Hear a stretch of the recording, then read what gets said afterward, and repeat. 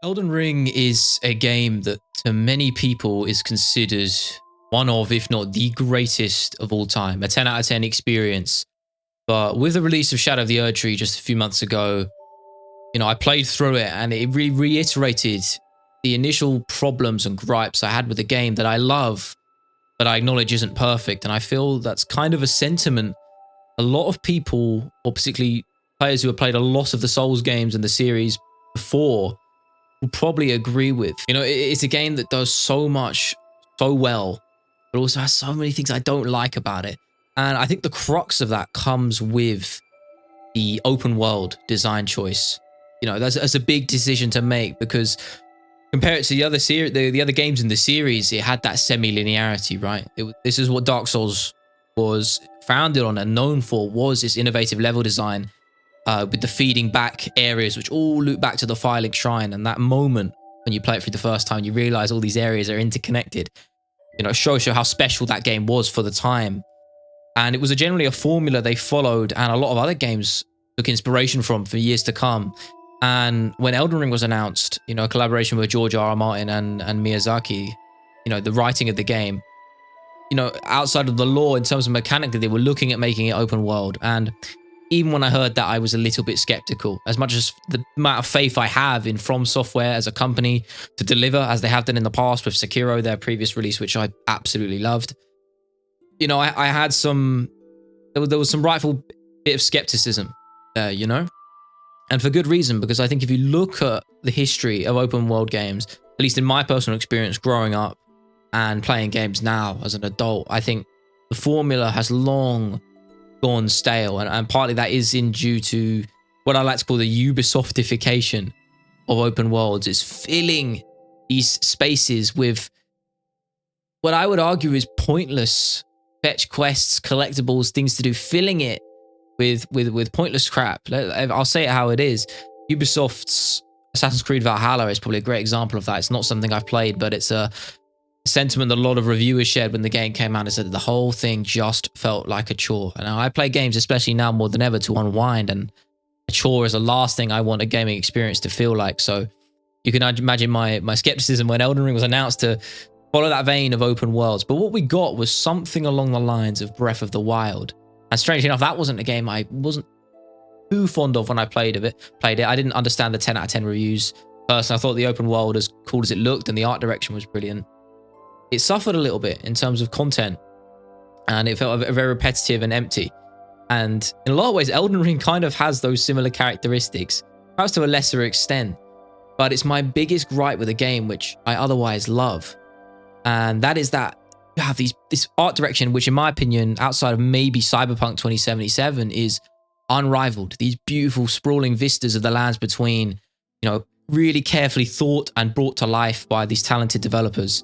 And I will forever praise them for that, because it's one of the most beautiful looking games in terms of a specific art direction that they've gone for and achieved that I've ever seen. And I can never take that away. But it's what's in it mechanically. When you're playing the game as a player, it feels like there's so much more that could be there. Now, Joseph Anderson is a reviewer on YouTube who I absolutely love, and I think you should absolutely check out his videos, his long form reviews of Elden Ring, and he did a Lies of P one more recently. But he shared a similar sentiment towards Elden Ring, is that exploration and the rewards you get from it never really feel 9 times out of 10 that beneficial, which is a sentiment I definitely subscribe to, because you spend all this time exploring and they give you a horseback, a mount to aid with that.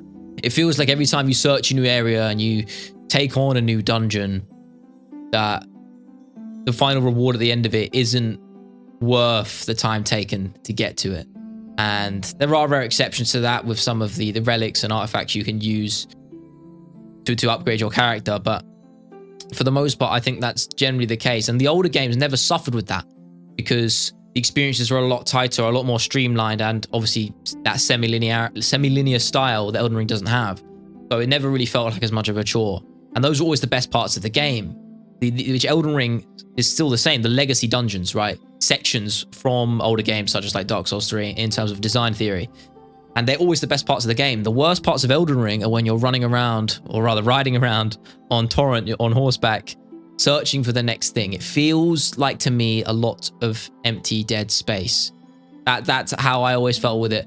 And it wasn't the worst thing to go through, because as I said, the game is beautifully directed, so there's always something awesome to look at and observe and appreciate. But that is, as far as critiques go, that's probably my biggest gripe with the game. And I don't like to nitpick, but I don't think it even is that. I think it's a fair thing to criticize that maybe people who were new to the series didn't acknowledge because they didn't know anything different. And I don't want to sit on my high horse as I was a day one Souls vet, because I never claimed to be. The first one I played was Dark Souls 3, and since that became one of my favorite games of all time, it was the first video I did on this channel specifically. You know, I have heaps amount of praise for that game, but the point stands, I was late to the franchise by all accounts. But I've retroactively gone back and since I played all the other ones, and it only reaffirms my point. Now, when Shadow of the Erdtree came out, I was, again, a little bit apprehensive, still very excited, because at the end of the day, the thing I play these games for is the bosses. I think that's the peak of the game. I think unanimously, that's what everyone would agree.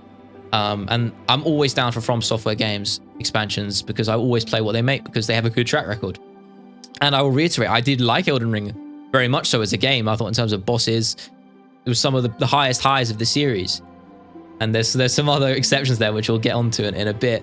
But with Shadow of the Erdtree, I had that same sort of apprehensive feeling I did towards Elden Ring at launch. And I think when the reviews came out and we heard the general sentiment that if you liked Elden Ring, you'd like it. If you didn't, you won't. It's more of the same. I was a little bit disheartened by that, but of course I was still going to play it. And I did. And I did end up feeling pretty much the same way. A lot of the exploration, as much of a slightly different philosophy they went for with a more vertical style of exploration, suffered from the same issues.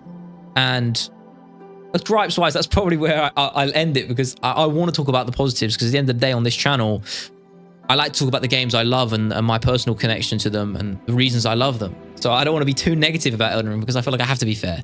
And it is a game and a series I hold very close to my heart. And I think the highest highs of something like Elden Ring, of course, are the bosses, and particularly in Shadow of the Erdtree. One of my biggest problems with the base game was that the difficulty just wasn't up to a point where I think it could have been. I think we could have had more of a challenge. I thought the Ashes of War, made the game a little bit too easy, mimicked it, kind of trivialized a lot of boss encounters and made them not as fun.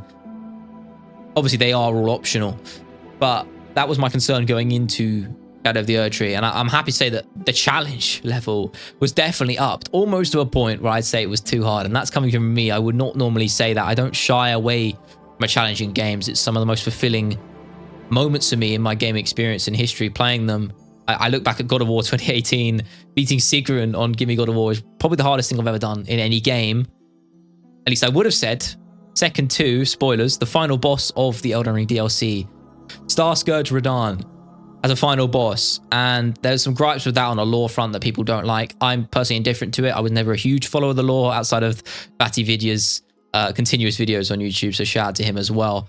But gameplay-wise, I almost felt like they stepped a little bit too far. And the main reason I say that, here I'm critiquing again, was that there was one attack which was pretty much unavoidable in terms of dodging. And that goes against that single thing. People might not think it's a big deal, and they have since fixed it and nerfed it.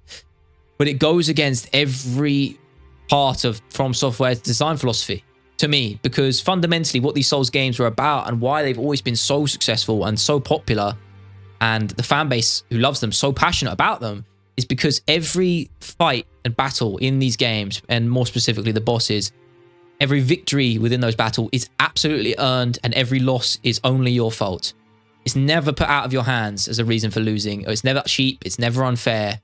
It always is your fault, and the only alternative to that, or solution, is to get better, is to overcome that challenge. And that's what makes these games so fulfilling to play. And that one problem with Radahn as a final boss fight, and I think Melania in the base games has a similar thing with her waterfowl dance move, is they are pretty much impossible to dodge or avoid without an extremely specific tactic that you would never have figured out by yourself. And that is something I hope we don't see more of in the future. And I'm glad they have since nerfed it and changed it, because I think it stained what was otherwise a really fun and challenging, and rightfully so, might I reiterate, boss fight of the series.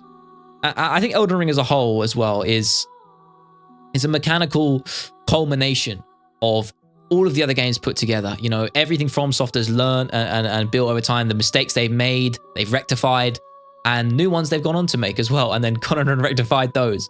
Elden Ring has really meshed all of those problems and solutions together into probably the most seamlessly mechanically seamless game they've ever made, in my opinion. I haven't actually played their most recent release, Armored Core, which is again a different sort of thing. Maybe I'll do a video on that one day if I play it. But I think where I was going with this, I think Joseph Anderson, again, calling back to him, the critique he made in his video was, it almost feels like we're creeping to a point where difficulty, how far can we go with this? How far can the developers really push this design philosophy and these mechanics until it becomes unsustainable, repetitive, and fundamentally not fun? Because that's what it comes about, really. It's all about is games have to be fun. They have to be fun to play. That's why we play them. And that actually raised some interesting red flags to me, because I feel like with Elden Ring's release and subsequently the DLC, I think, shined a better light on this, is how far can From Software really push this? You know, obviously there's always going to be new players playing these games, and Elden Ring was the first one to truly break into a new market in that regard, really introduce a wider casual audience of players with its open world. So maybe it won't be such of a problem. But for someone like me who's played all of the other games, and I'm sure millions of other people, it almost feels like we're at a point where they're trying to make the bosses in particular, again, I'm calling back to them because I think that it's the crux of, it's the meat on the bone, it's the crux of the game, is the bosses.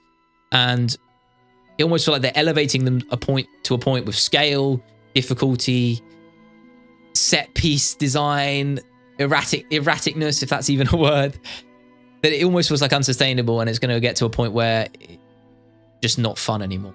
And Elden Ring definitely is showing shades of that. A lot of the bosses in the DLC, you're waiting, 25-part combos just to get one hit in, and then you repeat the cycle, and there is that element of tedium that sets in. And maybe that's nitpicking a little bit, because I do actually think that the DLC has some of probably the best bosses the series ever has to offer. I think Mesmer is one of my favorites, if not my favorite ever. Mechanically, it's so tightly designed, and it's a testament to how good From Software are at what they do, because being able to maintain a franchise, or Elden Ring might not necessarily be part of Dark Souls, but fundamentally their game design philosophy has never really changed. Their games are always pretty similar. They've always been able to entertain, provide, and create a fun experience every time they release. They rarely ever miss, except for maybe Dark Souls 2. But maybe I'll talk about that one day as well. The awkward middle child that game is. Now, I've caught some flack in the past for saying these types of critiques about this game specifically, particularly at launch, because it had such an unprecedented explosion in popularity. And I think streamers like Kaisana, etc., really prolonged its life cycle and gave it a window into some, maybe the younger audiences, to play the game for the first time, or at least see it for the first time. And with that came a lot of vitriolic positivity. I know those two words kind of contrast each other, but almost like a lot of people who critique the game in any capacity were shut down a little bit. And I think now, maybe as the dust has settled and the hype has died down, and we've really passed the Elden Ring launch cycle and subsequent DLC launch too, these valid criticisms are finally coming out. And I don't think that's a bad thing. I don't think any game can truly be perfect, even the ones you love. And Elden Ring is safely in some of my best gaming experiences of all time. I think the amount of content you were getting with the game that costs full price, I think it's one of the few I would pay double for. I talked about the same thing with Baldur's Gate 3. I'd be happy paying double the price at launch for what I got, because it's worth your time, effort, and money in playing it. So I want to reiterate that. It's a game I do love, but I think it's okay to criticize it. And that goes for a lot of games as well. I'm sure I will talk about on this channel in the future. It's good to be back, by the way. If you aren't subscribed, please do. I'm just going to go on a little ramble here, because I don't know. You just hit the subscribe button or like it. Either way, I don't know. But yeah, it's good to be back. I'm going to try and upload more on here pretty soon. Again, I'm trying to upload at sort of spur of the moment. I might do a God of War Ragnarok video, since I just finished that. And it came out on PC recently. But it's good to be back. If you haven't seen my MMA videos on my main channel, go check them out. And if not, just sit here for a little while and go check out my other stuff on here. Either way, go and play Elden Ring, regardless of what you think or what I said. Check it out yourself and make your own mind up.